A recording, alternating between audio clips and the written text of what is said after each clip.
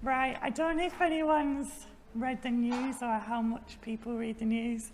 I read the news quite a bit. And I've been reading recently about how the Chinese government have made a law restricting how long young people can play video games each day. Quite strict, really. So I'm just going to read that article to you now because it's quite interesting. So the article is called China Cuts Children's Online Gaming to 1 Hour. Online gamers under the age of 18 will only be allowed to play for an hour on Fridays, weekends and holidays, China's video game regulator has said. The National Press and Publication Administration told State-run News that game playing would only be allowed between 8 p.m. till 9 p.m. Earlier this month, a state media outlet branded online games as spiritual opium. Inspections of online gaming companies will also increase to check that the time limits are being enforced. Earlier rules had limited children's online game playing to 90 minutes per day, rising to 3 hours on holidays. The move reflects a long-running concern about the impact of excessive gaming on the young. And the article goes on to talk about the effects of that and other things. And I can certainly say when we were in China, a lot of young people were really obsessed with gaming. There's lots of internet cafes where all the young people go and play video games. There was a little boy who lived in our apartment block, and you'd see him every day be on his phone like this, walking around, and on his legs he'd have bruises because he kept bumping into things.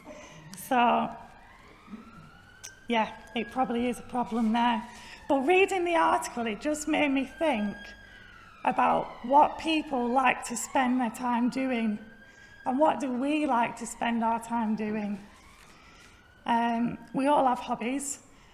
I suspect we probably all don't play video games, but we have other hobbies. Things that we like to do. We don't read our Bibles and pray all the time. We can look at Jesus' life. Jesus, he went to weddings, he ate meals with his friends, he had a job, he had lots of things that he did. But sometimes I think we can get so busy doing other things that we might forget about God and godly things. When we look at the first commandment, it says, "You should have no other gods before me." And it's not just gods like they had in the Old Testament. It's things that we tend to value more than God, that replace God. And then that got me thinking about Mary and Martha in the Bible when Jesus came to visit. So I'm just going to read that now. So it's from Luke chapter 10, verse 38 to 42. As Jesus and his disciples were on their way, he came to a village where a woman named Martha opened her home to him. She had a sister called Mary who sat at the Lord's feet listening to what he said. But Martha was distracted by all the preparations that had to be made. She came to him and asked, "Lord, don't you care that my sister has left me to do the work by myself? Tell her to help me." "Martha, Martha," the Lord answered, "you are worried and upset about many things, but only one thing is needed. Mary has chosen what is better, and it will not be taken away from her." So sometimes the things that distract us from God, they aren't necessarily bad things in themselves. Martha was preparing her home for Jesus coming to visit, cooking food, I guess, and tidying up, I don't know. They were important things, but she lost sight of what was most important, which was spending time with Jesus.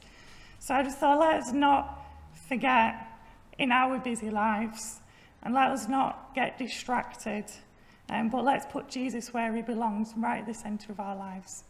Thank you.